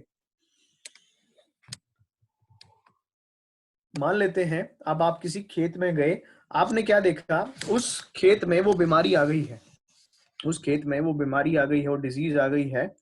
तो अब क्या होगा, अब प्रिवेंशन नहीं होगा, अब क्या होगा, क्योर होगा।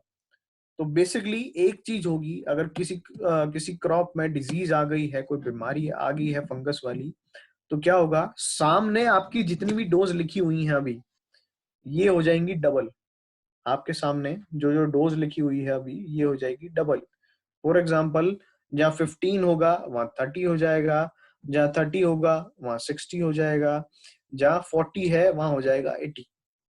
मैं एक बार फिर से बता देता हूँ, अगर आपके खेत में डिजीज आ गई, ये सामने जो डोज लिखी हुई है ये एज अ प्रिवेंशन की डोज है, बीमारी आने से पहले की। और अगर आपके खेत में डिजीज आ गई है, बीमारी आ गई है, तो बेसिकली क्या होगा, सामने जितनी भी डोज लिखी होगी ये हो जाएगी आपकी डबल। जब 15 है वहां 30 हो जाएगा, जहाँ 20 है वहां 40 हो जाएगा, जहाँ 30 है वहां हो जाएगा 60। तो सिंपल क्या हुआ, डिजीज आई तो क्या हुआ, आपका डोज हो गई डबल। अब अगर बात करते हैं आपका एग्री मौसम, मॉस क्या करता है, क्या कहते हैं आपका, ह्यूमिक और 82 के बाद, ह्यूमिक और 82 के बाद जो सबसे ज्यादा काम आने वाला प्रोडक्ट है, ह्यूमिक और 82 के बाद जो सबसे ज्यादा काम आने वाला प्रोडक्ट है वो है आपका एग्री मॉस। ह्यूमिक 82 के बाद जो सबसे ज्यादा काम आने वाला प्रोडक्ट है वो है आपका एग्री मॉस। मॉस क्या करता है, कई बार फार्मर के सामने प्रॉब्लम क्या आती है कि उसने जो भी क्रॉप लगाई है, सब्जी वाली क्रॉप में क्या होता है या फल फ्रूट क्रॉप्स में क्या होता है, फूल आता है, पहले फ्लावरिंग होती है, उसके बाद सब्जी लगता है, उसके बाद आपका फल लगना स्टार्ट होता है, फ्रूट लगना स्टार्ट होता है। और अगर मैं राइस व्हीट की बात करूं तो उसमें क्या होता है, उसको हिंदी में बोलते हैं बाली, जिसमें दाना बनता है, ग्रेन फॉर्मेशन जिसमें होता है उसको बोलते हैं आपका बाली। तो कई बार फार्मर के सामने दिक्कत क्या आती है, क्या कहते हैं आपका, कि उस क्रॉप में सही से फूल नहीं आ पाया, सही से फ्लावरिंग नहीं हो पाया, सही से फूल नहीं आ पाया, सही से बाली नहीं आ पाई। और अगर फूल बाली आ गया तो हुआ क्या कि थोड़ा सा मौसम खराब हुआ, बारिश ज्यादा हो गया, उस प्लांट में इतना स्ट्रेंथ नहीं था कि उस फ्लावर को, उस बाली को होल्ड करके रख सके। तो क्या हुआ, आपका फूल नीचे गिर गया, झड़ गया या सूख गया, बाली आपका, राइस व्हीट की अगर बात करूं मैं, बाली आपका नीचे गिर गया। तो ये कुछ बेसिक बेसिक सी प्रॉब्लम है जो फार्मर के सामने आती है, ये कुछ बेसिक बेसिक सी प्रॉब्लम है जो फार्मर के सामने आती है। तो मॉस क्या करता है यहाँ पे, जो फूल बाली आने की जो प्रोसेस है, फ्लावरिंग की जो प्रोसेस है, फूल बाली आने की जो प्रोसेस है, जो प्रक्रिया है, उसको बढ़ा देता है। मैं एक बार फिर से बता देता हूँ, मॉस क्या करता है, जो फूल बाली आने की जो प्रक्रिया है, जो प्रोसेस है, उसको बढ़ा देता है। जिससे फायदा क्या है, आपका खेत में फूल ज्यादा आएंगे, बाली ज्यादा आएंगे, वो लंबे समय तक टिके रहेंगे, वो गिरेंगे नहीं, झड़ेंगे नहीं, क्या कहते हैं, और क्या कहते हैं आपका, आप जिस जिस खेत में फूल बाली ज्यादा आएंगे उसमें आपका फ्रूट भी ज्यादा आएगा, वेजिटेबल भी ज्यादा आएंगी। राइस व्हीट में जिसमें बाली ज्यादा होगी उसमें आपका ग्रेन दाना भी ज्यादा आएगा। अब अगर मैं फिर से रिपीट करूं आपको, मॉस क्या करता है, फूल बाली आने की जो प्रोसेस है उसको बढ़ा देता है। जिससे फायदा क्या है कि आपका खेत में फूल ज्यादा आएंगे, बाली ज्यादा आएंगी, वो लंबे समय तक टिके रहेंगे, गिरेंगे नहीं, झड़ेंगे नहीं, और उनसे जो फल सब्जी दाना बनेगा वो भी आपका ज्यादा लगेगा, तो किसान का प्रोडक्शन भी उसमें ज्यादा आएगा। तो इस हिसाब से देखा जाए तो आपका मॉस का लिख लीजिएगा, सबसे राइट टाइम है यूज करने का। मॉस का सबसे राइट टाइम है यूज करने का, क्या कहते हैं आपका, बिफोर फ्लावरिंग, फूल बाली आने से 10 से 15 दिन पहले। एग्री मॉस का सबसे राइट टाइम है यूज करने का बिफोर फ्लावरिंग, फूल बाली आने से 10 से 15 दिन पहले। बाली बोलते हैं जो राइस के, जिसमें राइस में धान की फसल में जिसमें दाना बनता है, उसको, जो सबसे ऊपर वाला जो पार्ट होता है राइस और व्हीट में जिसमें दाना बनता है, ग्रेन बनता है, उसको हिंदी में बेसिकली बाली बोलते हैं। तो मॉस का सबसे राइट टाइम है किसी भी क्रॉप में यूज करने का फूल बाली आने से आपका 10 से 15 दिन पहले, 10 to 15 days before flowering. Moss का सबसे सही समय है इस्तेमाल करने का किसी भी क्रॉप में 10 to 15 days बिफोर फ्लावरिंग। तब अगर आप यूज करेंगे तो उससे फायदा क्या होगा, फूल ज्यादा आएगा, बाली ज्यादा आएगा, वो लंबे समय तक टिका रहेगा, गिरेगा नहीं, झड़ेगा नहीं, और उनसे आपका फल सब्जी दाना भी ज्यादा बनेगा। अगर मैं सिंगल एक लाइन में बताऊं तो मॉस को इस्तेमाल करने का राइट टाइम कब है, बिफोर फ्लावरिंग। कोई भी क्रॉप हो, सब्जी वाली फसल हो, फल वाली फसल हो, आपकी फ्रूट वाली क्रॉप्स हो, आपका ग्रेन क्रॉप्स हो, मॉस का सबसे राइट टाइम है यूज करने का बिफोर फ्लावरिंग। अब अगर बात करें इसकी डोज की, अब अगर बात करें इसकी डोज की, तो अगर आप वेजिटेबल क्रॉप में यूज कर रहे हैं या फ्लावर क्रॉप में अगर आप यूज कर रहे हैं तो उसमें आपका डोज रहेगा 20 ml in 15 litre water, 20 ml in 15 litre water.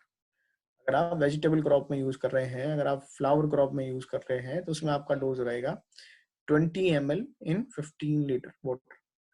और अगर आप बात करें वेजिटेबल, आपका फ्रूट क्रॉप्स में अगर आप यूज कर रहे हैं, मैंगो में यूज कर रहे हैं, पपाया में यूज कर रहे हैं, बनाना में यूज कर रहे हैं, या फिर आप राइस में यूज कर रहे हैं, वीट में यूज कर रहे हैं, आप किसी दूसरी क्रॉप में यूज कर रहे हैं, तो उसमें आपका डोज रहेगा 30 to 35 ml in 15 litre water.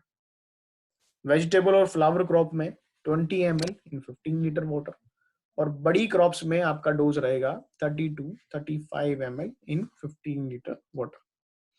30 to 35 ml in 15 litre water. और मॉस को यूज कब करना है? 10 to 15 डेज बिफोर फ्लावरिंग, फूल बाली आने से 10 से 15 दिन पहले।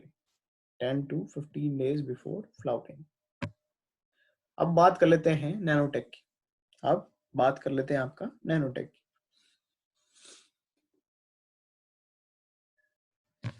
सबसे पहले बात करते हैं नैनोटेक से मिलता क्या है। सबसे पहले बात कर लेते हैं कि नैनोटेक से मिलता क्या है। तो लिख लीजिएगा, नैनोटेक से आपके मिलते हैं सेकेंडरी और माइक्रो न्यूट्रिएंट्स। सेकेंडरी और माइक्रो न्यूट्रिएंट्स नैनोटेक से आपके मिलते हैं सेकेंडरी और माइक्रो न्यूट्रिएंट्स। अब सवाल ये आता है कि भाई इनका काम क्या है। सवाल क्या आता है कि इनका काम क्या है, इनको हम क्यों खेत में डालें, इनको इस्तेमाल करने से फायदा क्या होगा। तो कोई भी क्रॉप हो, ध्यान से सुनिएगा, कोई भी क्रॉप हो, चाहे वेजिटेबल हो, चाहे ग्रेन क्रॉप हो, राइस वीट हो, उनमें जब फ्रूट फॉर्मेशन स्टार्ट हो जाता है, फल बनना शुरू हो जाता है, सब्जी बनना शुरू हो जाता है, दाना बनना शुरू हो जाता है, उस टाइम पे प्लांट्स को सबसे ज्यादा रिक्वायरमेंट होती है आपका सेकेंडरी और माइक्रो न्यूट्रिएंट्स की।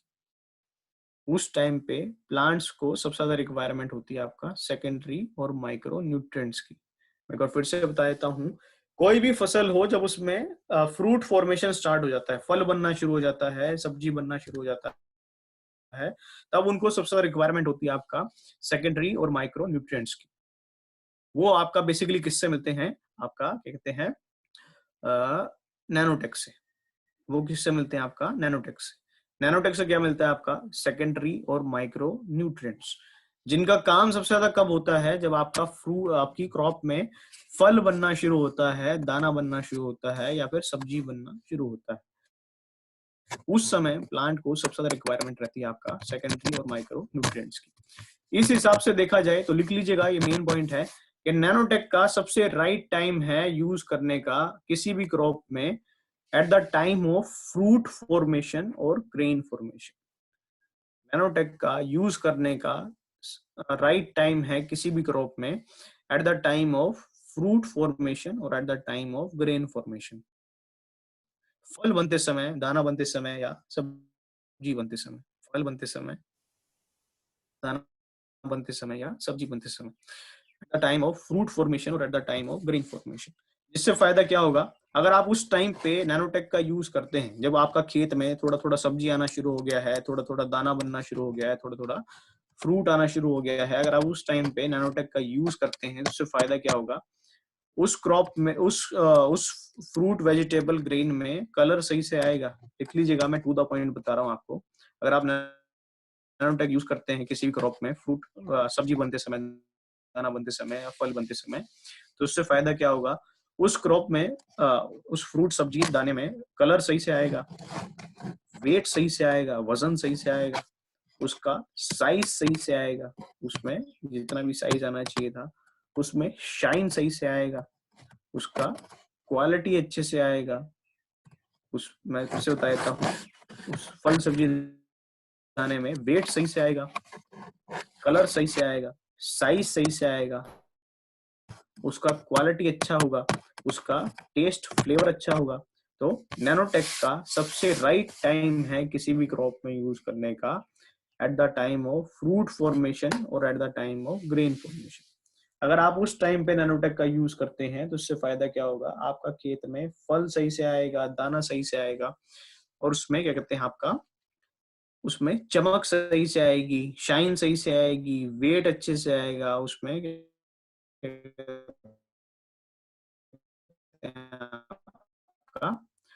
तो बैक का सबसे राइट टाइम है यूज करने का किसी भी क्रॉप में आपका at the time of fruit formation और at the time of grain formation. अब अगर बात करें इसकी डोज की, इसकी आप फोटो खींच लीजिएगा या स्क्रीनशॉट ले लीजिएगा जो सामने आपका डोज दिख रही है। अगर हम बात करें डोज की, अगर आप यूज कर रहे हैं वेजिटेबल क्रॉप में, अगर आप यूज कर रहे हैं वेजिटेबल क्रॉप में, तो उसमें आपका डोज रहेगा 15 to 20 gram in 15 litre water. सब्जी वाली फसलों में अगर आप यूज कर रहे हैं तो उसमें आपका डोज रहेगा 15 to 20 gram in 15 litre water. 15 to 20 gram in 15 litre water. अब अगर बात करें फ्रूट क्रॉप्स की, मैंगो की, बनाना की, आपका क्या कहते हैं आपका पाइनएप्पल की, ऑरेंज की, एप्पल की, अगर आप इन क्रॉप्स में यूज कर रहे हैं तो उसमें आपका डोज रहेगा, फ्रूट क्रॉप्स में अगर आप यूज कर रहे हैं 30 to 40 grams in 15 litre water. 30 to 40 grams in 15 litre water. Vegetable crop में आपका डोज रहेगा 15 to 20 grams in 15 litre water. Fruit crops में आपका डोज रहेगा 30 to 40 grams in 15 litre water. अब अगर बात करें फ्लावर क्रॉप्स की, अगर आप फूल वाली फसलों में इस्तेमाल कर रहे हैं तो उसमें आपका डोज रहेगा 10 to 15 gram in 15 litre water. 10 to 15 gram in 15 litre water. और अब अगर बात करें ग्रेन क्रॉप्स की, राइस की बात करें, आपका वीट की बात करें, आप मेज लगाते हैं काफी, नॉर्थ ईस्ट में, बंगाल में काफी लोग मेज भी लगाते हैं। आप अगर इन क्रॉप्स में यूज कर रहे हैं गेहूं, चावल, धान में यूज कर रहे हैं तो उसमें भी आपका डोज रहेगा आपका 30 to 40 grams in 15 litre water. 30 to 40 grams in 15 litre water कहते हैं। वेजिटेबल क्रॉप्स में आपका डोज रहेगा 15 से 20 ग्राम 15 लीटर पानी में। फ्रूट क्रॉप्स में आपका डोज रहेगा 30 to 40 grams in 15 litre water. Flower crops में 10 to 15 ग्राम्स। और क्या कहते हैं आपका ग्रेन क्रॉप्स में 30 to 40 grams in 15 litre water.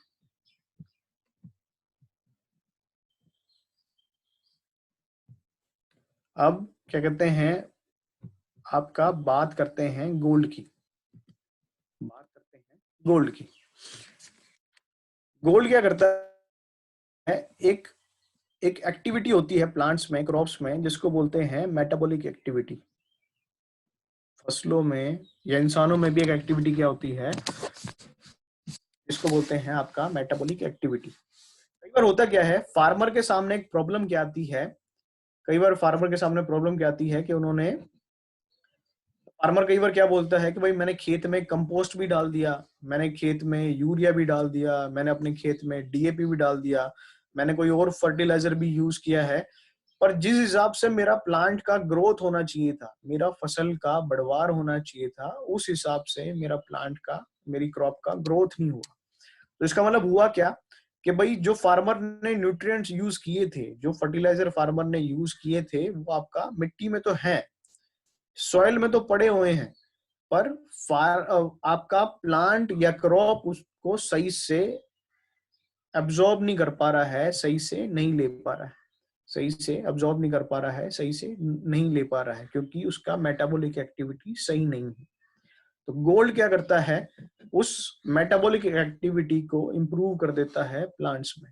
Gold क्या करता है, फसलों में, प्लांट्स में मेटाबॉलिक एक्टिविटी को इंप्रूव कर देता है, जिससे बेनिफिट क्या है कि अब आपने जो भी फर्टिलाइजर या कंपोस्ट डाला होगा मिट्टी में, या फिर जो भी न्यूट्रिएंट्स आपने डाले होंगे आपका खेत में, अपनी मिट्टी में, प्लांट्स उनको सही से लेंगे, सही से अब्सॉर्ब करेंगे अपनी ग्रोथ के लिए, अपने डेवलपमेंट के लिए। तो गोल्ड क्या करता है, मेटाबॉलिक एक्टिविटी को बढ़ा देता है। दूसरा गोल्ड क्या करता है, आपका जड़ों को फैलाने में, रूट्स डेवलपमेंट में हेल्प करता है, जड़ों को फैलाने में, जड़ों को मजबूत करने में हेल्प करता है, और सेल डिवीजन में हेल्प करता है। रूट्स डेवलपमेंट में हेल्प करता है, आपका सेल डिवीजन में हेल्प करता है। और कई बार क्या होता है, अनफेवरेबल कंडीशन आ जाती है। अनफेवरेबल कंडीशन क्या आती है कि भाई बहुत ज्यादा कीड़ा आ गया या बहुत ज्यादा बीमारी आ गई, तब क्या होता है, आपकी क्रॉप धीरे धीरे आपका मुरझानी शुरू हो जाती है, आपकी क्रॉप धीरे धीरे मुरझानी शुरू हो जाती है और आपका उसका प्रोडक्शन सही से नहीं आ पाता। तो गोल्ड क्या करता है, उन अनफेवरेबल कंडीशन से भी आपके प्लांट को निकालता है, आपके फसल को बचाता है। तो सिंपल गोल्ड ने क्या किया, एक तो मेटाबॉलिक एक्टिविटी को इम्प्रूव कर दिया, जिससे फायदा क्या हुआ कि अब आपने जो भी न्यूट्रिएंट डाले होंगे या जो भी फर्टिलाइजर आपने यूज किया होगा अपने खेत में, उसकी अवेलेबिलिटी बढ़ जाएगी, प्लांट उसको अच्छे से अब्सॉर्ब करेगा, अच्छे से लेगा अपनी ग्रोथ के लिए, अपने डेवलपमेंट के लिए।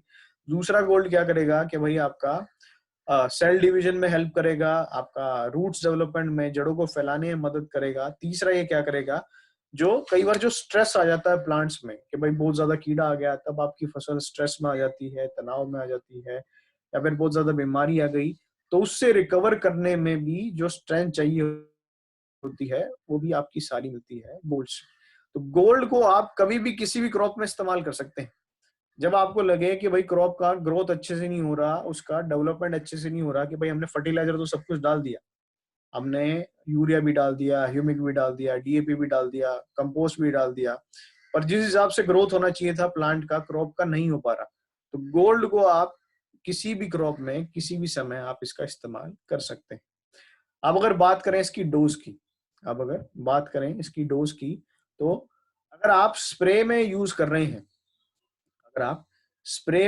रहे हैं, गोल्ड का, तो उसमें आपका डोज रहेगा 1 to 2 gram in litre water, 1 से 2 ग्राम आपका पर लीटर पानी में, 1 to 2 gram in 1 litre water. और अगर आप ड्रिप इरिगेशन में इस्तेमाल कर रहे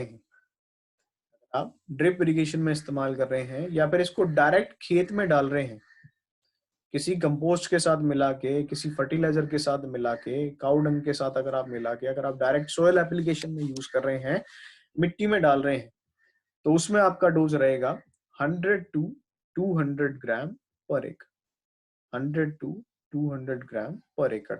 स्प्रे में डोज था 1 to 2 ग्राम पर लीटर पानी में, और जो बड़ी आप अगर ड्रिप में यूज कर रहे हैं या सीधा मिट्टी में डाल रहे हैं, तो उसमें आपका डोज रहेगा 100 to 200 ग्राम पर एकड़, 100 to 200 ग्राम पर एकड़। अभी क्या है, प्रोडक्ट आपके हो गए सारे खत्म, हो गए हैं। मैं क्या करता हूँ, एक लिंक डाल देता हूँ अभी चैट बॉक्स में। अगर आप अपना चैट बॉक्स खोल के देखेंगे तो उसमें एक लिंक आ जाएगा, अगर आप उस पर क्लिक करेंगे तो एक ऐप खुलेगा टेलीग्राम करके, एक ऐप है टेलीग्राम करके। आप इस लिंक पे आप सभी के पास नहीं आया, 1 मिनट दीजिए मुझे।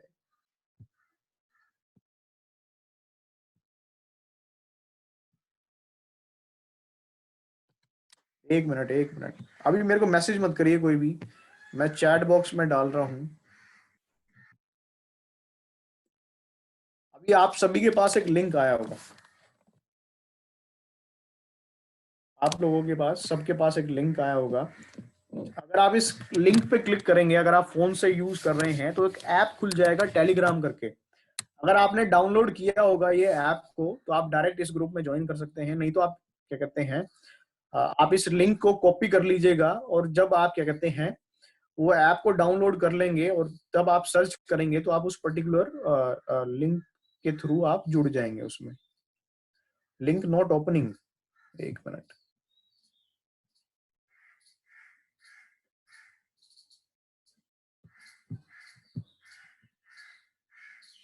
मैं देख लेता हूं।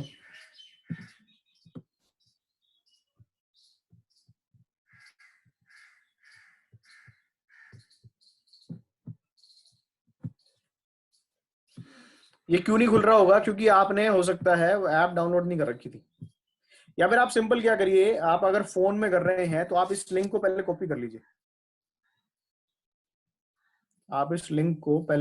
लीजिए, ये देखिए खुल रहा है आराम से, मैंने सामने आपके स्क्रीन पे दिख रहा होगा, इसमें दिखा वेस्टीज एग्री ग्रुप।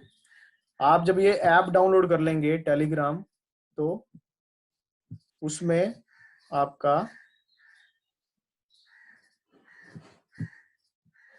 जब आप ये ऐप डाउनलोड कर लेंगे, तब आप इस लिंक के थ्रू इस ग्रुप में आप ऐड हो जाएंगे। तो जब आप इस लिंक पे क्लिक करेंगे तो आप पर्टिकुलर ग्रुप में आप ऐड हो जाएंगे, जिससे क्या होगा, ये अगर आपको ये पीपीटी भी चाहिए होगा, अगर ये आपको ये पीपीटी चाहिए होगा या फिर एग्री से रिलेटेड और भी कोई इन्फॉर्मेशन चाहिए होगी, तो आप इस ग्रुप में ऐड होके आप आराम से वो इन्फॉर्मेशन ले सकते हैं उसके थ्रू। आप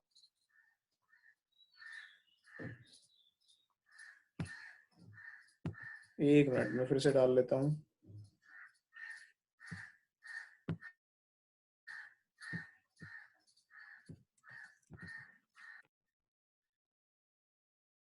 टेलीग्राम करके ये ऐप है, आप इसको डाउनलोड करेंगे टेलीग्राम को। व्हाट्सएप जैसी ऐप है ये। इसमें फायदा क्या है कि जैसे व्हाट्सएप पे आप ग्रुप बनाते हैं तो उसमें लिमिट रहता है 250 लोगों का, और इस ऐप पे अगर आप ग्रुप बनाते हैं तो इसमें कोई लिमिट नहीं रहता, आप 2 लाख तक लोग ऐड कर सकते हैं उसमें। 2 लाख पीपल आप एक पर्टिकुलर ग्रुप में आप ऐड कर सकते हैं। तो आप जो मैंने लिंक दिया है इसको आप कॉपी कर लीजिएगा, और कॉपी जब करके जब आप सर्च करेंगे उस ऐप को डाउनलोड करके, पहले आप ऐप डाउनलोड कर लीजिएगा, टेलीग्राम करके ऐप है, और उसके सर्च बॉक्स में जब आप ये कॉपी करके लिंक को डालेंगे तो आपको ये पर्टिकुलर ग्रुप मिल जाएगा। तो जब आप उस पर क्लिक करेंगे तो आप ये पर्टिकुलर ग्रुप में आप ऐड हो जाएंगे। तो अगर आपको ये पीपीटी भी चाहिए होगा, ये पीडीएफ अगर आपको चाहिए होगा, तो मैं उस ग्रुप में आपको शेयर कर दूंगा, आप उसमें से आप इसको कॉपी कर लीजिएगा।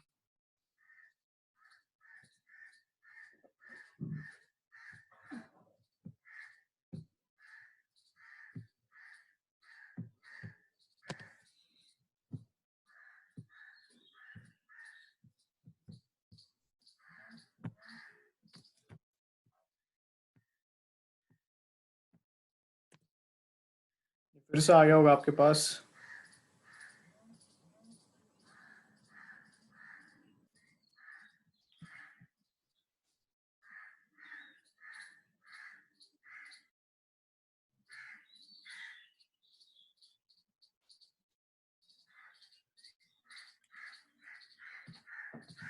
जब आप इस लिंक पे क्लिक करेंगे तो आप एक पर्टिकुलर ग्रुप में ऐड हो जाएंगे। तो आगे आपके जो भी सवाल होंगे आप उस ग्रुप में आप मैसेज कर सकते हैं, या फिर आप क्या कर सकते हैं, आप उसमें ग्रुप में आप पूछ सकते हैं।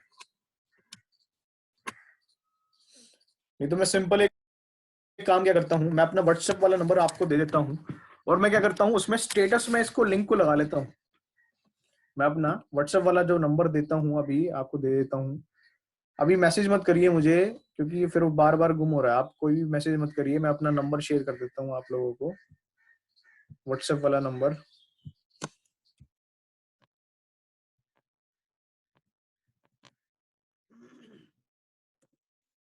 ये आप सबके पास आ गया होगा, ये व्हाट्सएप का नंबर है, आप इसको सेव कर लीजिएगा। मैं क्या करूंगा, इसके स्टेटस, जहां पे स्टेटस लगाते हैं, स्टेटस पे उस लिंक को शेयर कर दूंगा। तो आप उस लिंक पे अगर क्लिक करेंगे तो आप उस पर्टिकुलर ग्रुप को ज्वाइन कर लेंगे। तो आपको ये जो पीपीटी चाहिए होगी या फिर आपके कोई सवाल है तो आप उस ग्रुप में आप पूछ लीजिएगा, आपको उस ग्रुप में मैं उसका जवाब दे दूंगा। तो आज के लिए इतना ही। मुझे उम्मीद है आप लोगों को चीजें समझ में आई होंगी। देखो चीजें ज्यादातर कब क्लियर होंगी, जब आप फार्मर से मिलेंगे, फार्मर से बात करेंगे, तब आपकी धीरे धीरे चीजें क्लियर होनी स्टार्ट हो जाएंगी।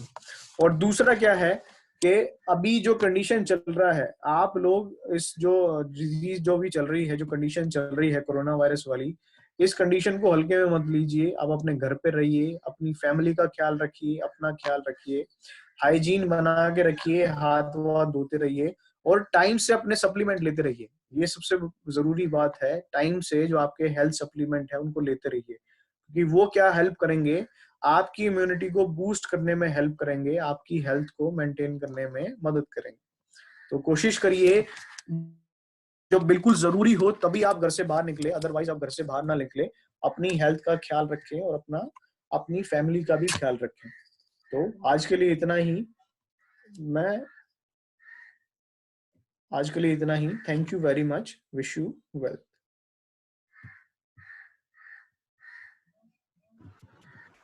Manish, and सबको thank you very much from my side to attending this agri training.